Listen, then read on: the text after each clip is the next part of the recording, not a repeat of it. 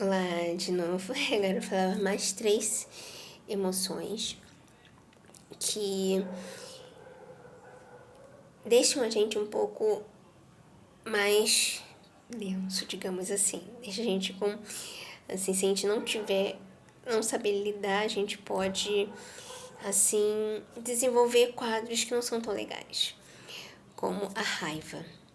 Como eu já vinha falado nos outros vídeos, a raiva é um sentimento que nos impulsiona, né? Nos ajuda a ter atitude em determinadas coisas, modificar determinadas coisas. Muitas revoluções foram feitas nesse impulso de indignação, uma raiva que moveu uma indignação de uma certa situação que estava acontecendo, para que aquilo ali fosse modificado, não acontecesse mais daquela forma.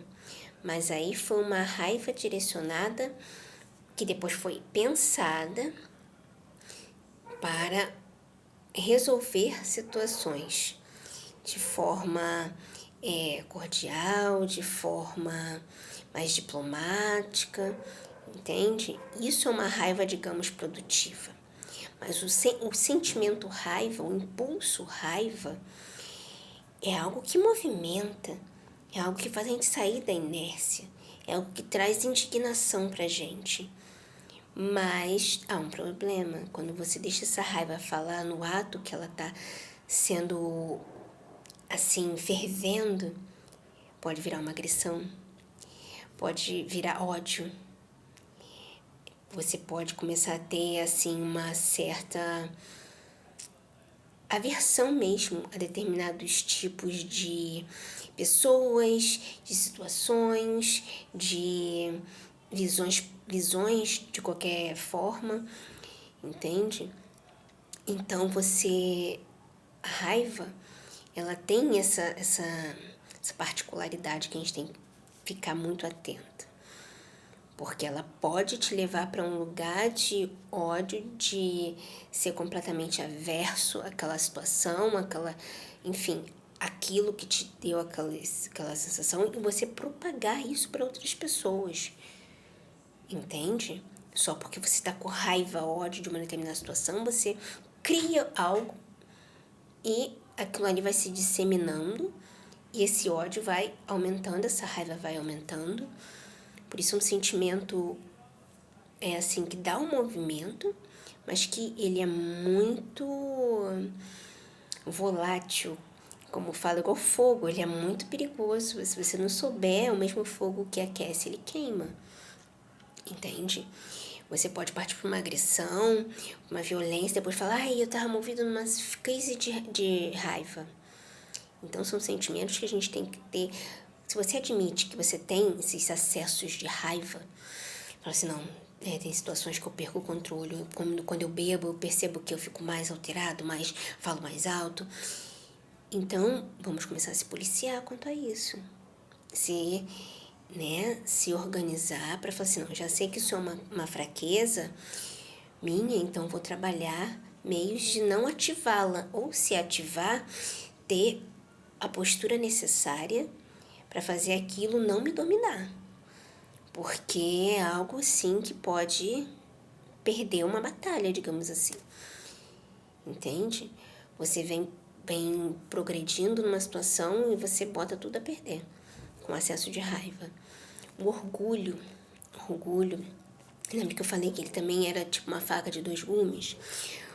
O orgulho, ele assim, faz você ter mais exigente consigo mesmo, dá esse movimento também de você querer fazer algo para que você se orgulhe, fique satisfeito com aquilo pronto e que os outros também se orgulhem de você. Mas o orgulho em excesso, em desequilíbrio, ele pode trazer o desprezo, que é um sentimento que acho que ninguém quer ter pelo outro. Porque você fica tão inflado, seu ego tão inflado, que você acaba desprezando todos aqueles que você acha que não está no mesmo patamar, digamos assim, que você.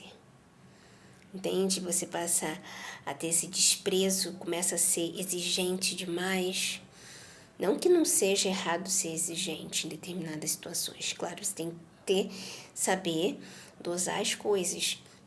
Você tem que saber que tem determinadas coisas que tem que ser realmente uma exigência para até por um coletivo maior, como, por exemplo, uma exigência de uma vigilância sanitária, de exigir aval do bombeiro, né? Esqueci agora o nome, gente. Né? Aquela licença do bombeiro, ter tudo limpo, higienizado, não pode ter ratos, essas coisas. Isso aí é o mínimo. E essa exigência né? É fundamental para não ter uma crise sanitária, entende? Mas quando você começa a ser exigente com você e com o outro, cobrar muito do outro, algo que às vezes nem tem muito em você, entende? E isso é um pouco de orgulho mal equilibrado. Por isso que, se você percebeu que você tem uma determinada sentimento, eu tenho sim um orgulho, sim, eu tenho orgulho de tudo que eu conquistei, eu tenho orgulho das coisas que eu faço, enfim, tudo bem. Mas quando você começa, como eu falei, a ter esse desprezo, aí você já não tá tão equilibrado assim, entende? Então fica uma reflexão. Será que o meu orgulho tá me deixando mais ou menos exigente no sentido de o orgulho tá atrapalhando eu me relacionar com outras pessoas ou tá tudo ok? Entende? E o outro sentimento é a coragem. Coragem também é muito bom, um sentimento muito bom, né? Como eu falei, a raiva, o orgulho de visitar a coragem na gente.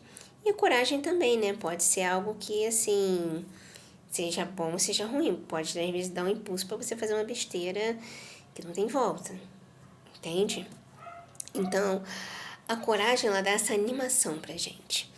A gente começa a ter essa sensação de que é possível as coisas. Entende? Então, a coragem, nesse sentido positivo, é algo muito bom. É algo que motiva realmente, dá aquele movimento pra gente poder ter nosso empoderamento, ter, assim, sentir que há um caminho promissor pra gente. A coragem é muito boa nesse sentido. Mas a gente tem que saber que tipo de coragem a gente está alimentando dentro da gente. Se é uma coragem sadia pra gente e pros outros, ou se é uma coragem individual para fazer algo que não é tão legal assim, nem pra gente e nem pro outro. Entende? Coragem de fazer determinadas coisas ruins aos outros não é legal, né? Então, é uma coragem levada para um outro ponto. Então, esses sentimentos que eu falei hoje, esses 9 sentimentos no total, né, começou com a vergonha, a culpa, a apatia, depois foi para tristeza, medo e desejo, e depois veio para raiva, orgulho e coragem. São sentimentos que fazem a gente refletir bastante sobre nosso lado sombra. As coisas que às vezes a gente não quer olhar, mas a gente precisa olhar.